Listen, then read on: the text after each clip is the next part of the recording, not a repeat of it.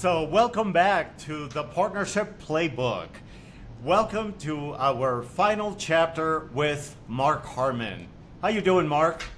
I'm doing great, man. I just got back from a trip to South Africa, which was absolutely amazing. It was my first trip to Africa in general, but specifically South Africa, and it was just such a wonderful time, wonderful people, beautiful country. It was exciting. So I'm doing fantastic. Oh, you have to tell me those safari stories at a later time. All I have as a reference is what I see on TV, so I'm going to be asking you, did you come close to any lions? You know the questions. I have all my limbs still. That's the most important part. That is good. That's a good update after a safari. So, Mark, I would like to start first by thanking everybody for sticking around with us through the first two chapters. I know that there were a lot of topics that we unpacked. We started at looking at performance management, the ABCs, so to speak. Then we went into making an impact. What does it feel like? What conditions are there when we make an impact? Then we progressed our conversation about how do I differentiate being a service provider and a true partner? And then, of course, the biggest topic, I think the meatiest topic, was building those great relationships from the ground up. So throughout our conversation, I know that we reference your book.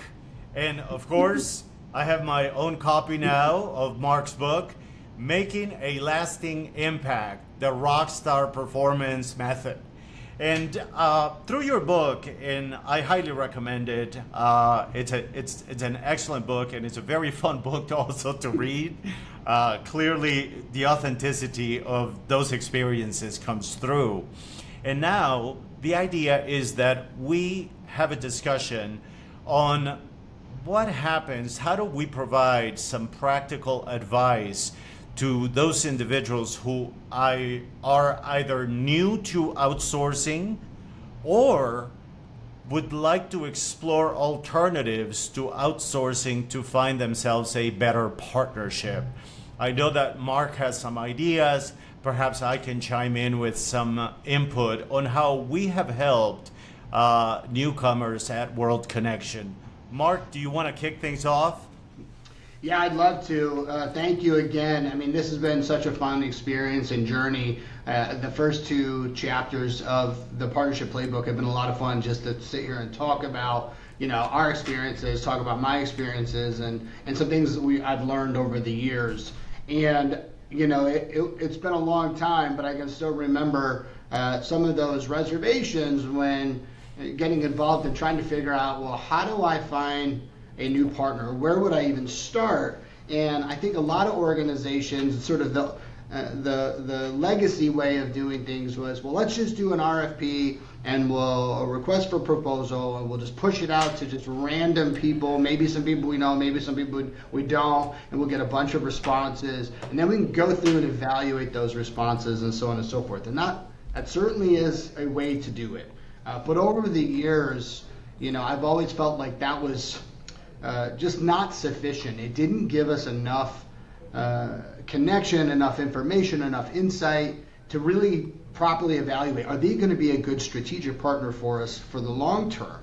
Yes, they can probably, fill some seats and take some phone calls, but we're looking for more. And all of what we've talked about over the last two chapters of this podcast is that. It's about more. It's about strategic partnerships. It's about differentiating. It's about driving lasting performance and so on. And so, for those folks that maybe are really new to this, I hope, we can share some of our experiences that will help them take that first step. But there may be others listening as well, as you mentioned, that just maybe looking to make a change. And so where I would start with any of this is, first and foremost, trust your network. If you're new to this, there's lots of great organizations out there that you can get connected to. Obviously, you can connect to people on platforms like LinkedIn and that stuff, but there's also other organizations that really just around customer experience, customer service professional organizations. Most of them are free to join, and you can connect to people who have been doing this for a long time, like we have. I think we figured out we have about 40 years of combined experience in this business, you and I do, and we know a lot of people. And so, if you don't have anybody to connect to, I would say first, connect to us. Connect to Guillermo, connect to me. We'd be happy to help navigate this crazy landscape. And it is, because if you're starting off just looking to outsource, there are thousands of BPOs out there probably that now you're trying to figure out, well, who would be the right one? And that's so overwhelming to anybody. So I don't recommend that. And you don't just want to close your eyes and, throw darts at a dartboard and pick them, or out of a hat, so to speak. So I would start, number one is anybody you know in this industry, start asking them. Ask them who they might recommend. Ask them who they've had success with. Ask them if there's anybody that they might avoid. Word of mouth is a powerful thing. We do it all the time. If we're buying a car or do we like our phones? We do this stuff all the time. There's no reason we shouldn't be able to do it here. And then the second thing I would suggest, just as a starting point, is go to some good industry conferences. That's a great place to meet. Now, some of them are really, really big, and you're going to get a whole lot of salespeople who are hot on your trail to try to get a meeting or have a discussion. So that's a lot. It's kind of like speed dating. But there are some smaller ones as well that can be a little bit more intimate, a little bit less overwhelming, such as like one I really like, I've gone to many times, is Execs in the Know. And they're not hard to find online either, and they have a great both online community, but also they do great events that are a lot smaller. But it's just a way to get to know people, and you'll get to meet peers, the people that are maybe on the client side, but you also get to meet some BPO folks as well, or outsourcing organizations. And then you can just start having those conversations. And the first step is just trying to figure out, is there any chemistry? Who are they? What are they about? Do you have some common ground that you can start with, just to have conversations? And that's all you're really doing to begin. And I recognize that sometimes there's a time frame here, right? Maybe you got to move faster. Maybe there's pressure from the organization, like we got to make a change and we got to do it immediately. That's where I would really lean into people in the industry and in your network that you either know or are connected to that can help give you at least a few folks to start talking to. I totally agree with that. For us, and for me personally, CCW has been a great event because we meet an amazing type of connections. And a lot of the times I often get asked, well, how is it that you get to know people? Well, by expanding your network, by commenting. Don't be shy in those LinkedIn posts. When people ask how you feel about things, you don't have to manufacture this cookie cutter postings that only say and have this uplifting message. Sometimes you just have to say it. You just have to vent out your frustration on something that you wish was different. And that is going to attract a lot of folks that are thinking the same thing. And that's how you connect with like-minded individuals. So yeah, definitely in agreement with that, and also with how overwhelming it can be when you join those large events, because you have all this sales team who are trying to pitch to you their product, and there's no problem with that. But you also have an agenda. You also are there to meet, prospective clients, to understand what are their pain points and see if you could potentially be a solution for them. And I say potentially because, of course, there has to be that chemistry. And I think it all begins with those conversations that you can have at those events. Now, absolutely. What additional? How do you feel about, for example, networking at those events? You call it speed dating. I think that's a pretty good term to describe it. Yeah, so there's lots of sales approaches, and anybody in this industry knows you probably get like lots and lots and lots of emails, just random people emailing you trying to get you to meet with them or whatever. And if that's what you want to do, look, more power to you. I don't ascribe to that, because if I did that, I would literally have no time to do any other work. I would only do that. I get that many solicitations, and if you want to really hear me rant about it, I've posted a few things on LinkedIn and even wrote an article not that long ago about it. But it's about meaningful connections, and we've talked about this thing about relationship. Everything starts with relationship. Speed dating is one way to do it. So are online dating apps. You can do that. But wouldn't you rather have somebody say, hey, I know somebody and I think they could be a good fit for you. Why don't you go talk to them? I'll call it, it's an industry shortcut. You can go through the other way, but you got to weed through a lot of people that are not necessarily going to be a good fit for you as an organization. So if there's a shortcut, take it. If nothing else, it just gives you people that you can connect. Like, you have a starting point. You're not just meeting them off the street. So when you go to these events, I find it really helpful if there's people there that I already know who they are, or at least have met previously. Then we can meet for coffee. It's not weird or awkward. We've already talked, or at least via email. So you do some outreach before, but then you use the event to connect with them and to have some FaceTime, and they're not coming to your office, or you're not going to their site. We're not there yet. We're not ready to move in. We're just figuring out, is this somebody I actually really want to talk to? And so the events are great for that sort of meetup, and in a neutral environment where you're also going to meet other peers. You're going to hear hopefully some good content from keynotes and breakout sessions and all that. So it's a really good environment, I think, to have those connections. But I would recommend, do some of that preliminary stuff first. Do you know somebody they're connected to? If you get outreach by somebody, are you connected to anybody else that they're connected to? And you could say, hey, do you know them? Do you know? And I don't just mean the organization. I mean, do you know this salesperson, or do you know this account representative, or operations person, or whoever it might be? And then you can ask some questions. What do you think about them? Have you done business with them? I mean, these are just general questions that are pretty easy to answer. But once you can start to take the big field, right, and narrow it down into some folks that you want to talk to, then you can have some meaningful conversations at those kinds of events, and then see where it goes from there. But you're just again looking for that. Who are they?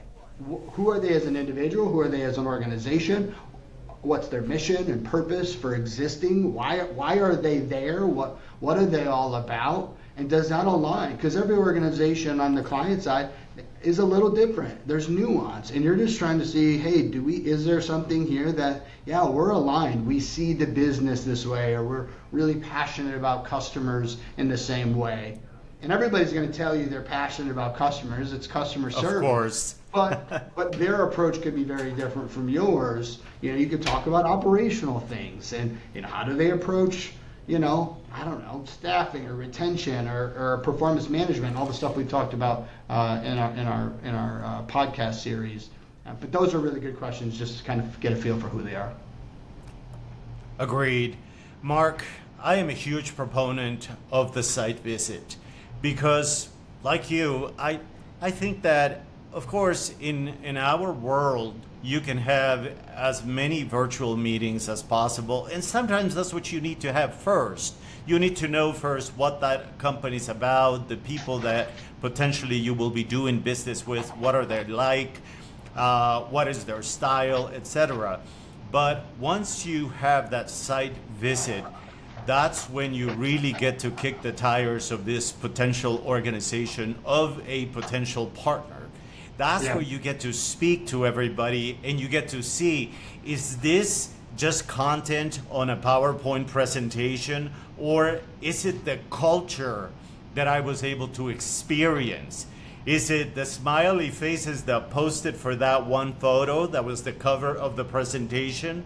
Or is that the overall environment that I felt surrounded by once I was walking through the halls, when I went to use the restroom, when I went to the coffee machine, when I talked to the recruiters, etc.?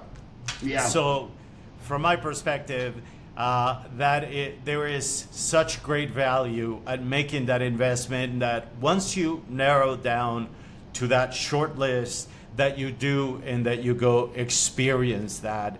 And a question to you: what are the ingredients for that short list to help our listeners start building that short list of how do they begin? How do they identify what are the common criteria of those members of that short list? Yeah, so I want to dig into that question, but the first thing, you were talking about the site visit, and we call it the sniff test. And if you've been in the industry for a while and you've done a lot of site visits, you can sort of walk on the operations floor, so to speak, and get a sense for who that organization is. And it's an intangible, but it's real, and it's hard to explain. So I would absolutely agree that the site visit is a critical component of the evaluation. But there's so much more you can do up front now that we couldn't do a lot of years ago. We just didn't have the technology, or people really weren't thinking about it. So when we talk about the short list, and the idea is you're trying to whittle down this massive pool of however many hundreds or thousands of providers and get it to a small group of people that you can reasonably evaluate. You cannot evaluate 15 or 20 people thoroughly. You gotta sort of do, you gotta make some cuts, and you gotta go, I kind of like them, but maybe they're not in the right geo for me, or I kind of like, they're okay here, but I just didn't quite feel the connection. And you're gonna make some of those decisions. You're not saying no forever. You're just saying, I'm not going to use them for this particular, maybe this particular run of my evaluation. So I'm just trying to narrow down the list so it's manageable. Then once you get down to, 4, 5, 6 providers, something like that, then you can start setting up meetings with them. You can start doing virtual things with them to get to the place where you're ready to do the site visit. The site visit comes, but I'm of the mind that if you do the virtual stuff first and you get a lot of that done, that site visit is, number one, it's way less taxing. It doesn't take nearly as long. You don't have to spend 5 hours with them talking to every single group, workforce and HR. And I call that the dog and pony show, right? Where they're like taking you to each section of the building. You can still do site tours and all that stuff, and you can still meet those people, but it can be very formal. But if you do all of that up front, you can do focus groups virtually. You can do those things to start to get a sense of, I get a sense of who they are. I've had really good conversations. I understand sort of how they run HR, how they run training. I met their QA team. If nothing else, you've met the people in the place where you're probably going to go visit. So now when you do go visit, you've already met them. So now you can shake their hand and say, oh yeah, I remember you from our previous meetings. It's a big investment. I'm not going to pretend that it isn't, but it works exceptionally well because you just get so much more information about them, and you've crossed so much more off the list. So now maybe you've narrowed the list down a little bit, or you start to get some front runners, some people that you're like, man, I really like what they had to say in all of these sessions. And you're evaluating the whole time. This is an evaluation. Right. I'm not just going to go and show up on your front door and knock on the door and say, hey, do you want to go on a date? Why don't we have some phone calls first? Well, let's do some FaceTimes. Let's make sure, we're going to use our silly dating analogy. That's how you start to really whittle down the list from, to some folks that you think, oh yeah, I think these are good candidates. And that's where you're at, good candidates. And the way I've done it is I haven't even done an RFP yet. The RFP will do, that's part of the process, but I'm going to RFP the best candidates, not everybody. So that's easier to manage. So as I shrink the pool of candidates down to that, hopefully top 3 or 4, that's really helpful. The other thing that this helps with too is it will weed out people who are not in it for the long game. And we talked about that in the other episode about the relationship part, that I want partners that are in it for the long game, because that's how we're entering the partnership, with at least the idea that this is going to be a strategic partnership for the long term. I'm not trying to solve, sometimes you got to solve short-term problems.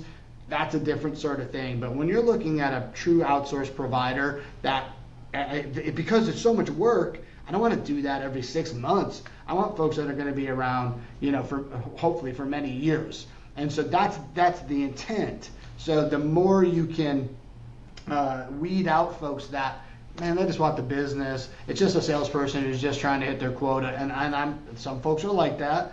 Let's just be honest about it. The more you can weed those out early, and so you're putting everybody through the paces, but you'll start to find folks that really are committed to you as an individual and you as an organization, because they really do want to do business with you. They're not just trying to, get some seats. They really want to be part of your ecosystem. And so all of those, all of this process, it's involved. It takes time and investment, but it will start to weed out those folks that really aren't committed long term, and it will also help you'll just have so much good information about who they are, so that now when you go do the site visits, and you do the RFPs, what you're evaluating there is validation of what you've already learned. And that's a powerful tool, and it completely changes the whole perspective of the site visit. You're not evaluating if they would be a good candidate. You're validating that everything that you already think about them is in fact true or not. And if not, then maybe you have to do some more digging, or maybe you see some things where you're like, nope, I don't think this is going to be the right fit for us. And I've experienced that, all of those things through this process. But it really is an effective way. I'll save it. I'll save it for you. Any thoughts on that, Guillermo? I'd love to hear your thoughts on that part. Well, I couldn't agree more. And in retrospect, when I compare what site visits used to be versus what the technology of today allows us to do up front, the dog and pony show goes away and the conversation elevates to something different. Because I'm not here to tell you how I do things. I am just here to meet you there's a more strategic alignment that happens in the conversations, and it's more forward thinking in terms of how this partnership could take form in the future state. So absolutely in agreement with that. And Mark, I think that you've provided some great insight to individuals that can be brand newcomers to the outsourcing world, or simply would like to explore and say, well, perhaps I'm not as satisfied as I could be with my partnership, and I like to explore what else is out there. And any parting thoughts with our audience to help them, guide them through that, to navigate that field? Just a few things that I think can be really helpful. The first is keep building that network, because even if you don't have a need today, you don't know when you'll have that need. And if you have sort of a ongoing short list of people that you're already connected to, and if they're willing to stay connected with you until the opportunity arises, those are really powerful and tend to be really great relationships.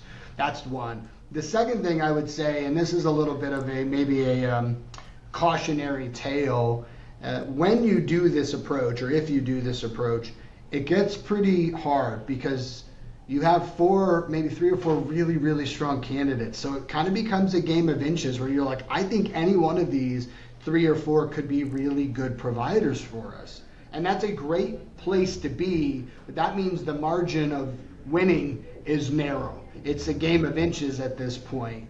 And the cautionary part of that is if you build it based on relationships, and you use this model and you get close to folks, it's hard to say no. It's hard to say they didn't win the business. But while that can be a little bit painful, especially when you build strong relationships, it's such a better problem to have than to attempt to do business and 6 months or a year later you're telling them they've lost the business because they weren't the right provider in the first place. That is much more painful than telling somebody who was really close to winning that they came in second or third place. But if they're really good relationships, I found in almost every case they can withstand that because you've invested in the relationship and you met people that you really have a connection to. But it can be challenging. So just something to sort of keep in mind that for this approach, that it's not all roses and rainbows. Sometimes it can be difficult conversations, but that's just the nature of the business, I think. And it really is an effective way. It works. So just be prepared for that.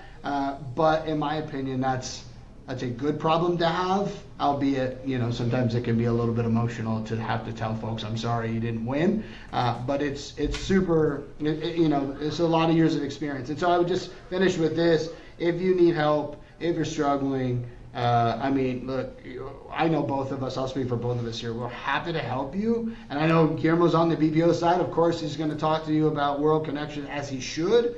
But at the same time, if he knows it's not the right fit, it doesn't mean we don't know other people that you can't talk to. And I would say the same. I'm happy to, we're happy to share experience because together we're stronger. And when we work together, we can really elevate the entire customer experience game.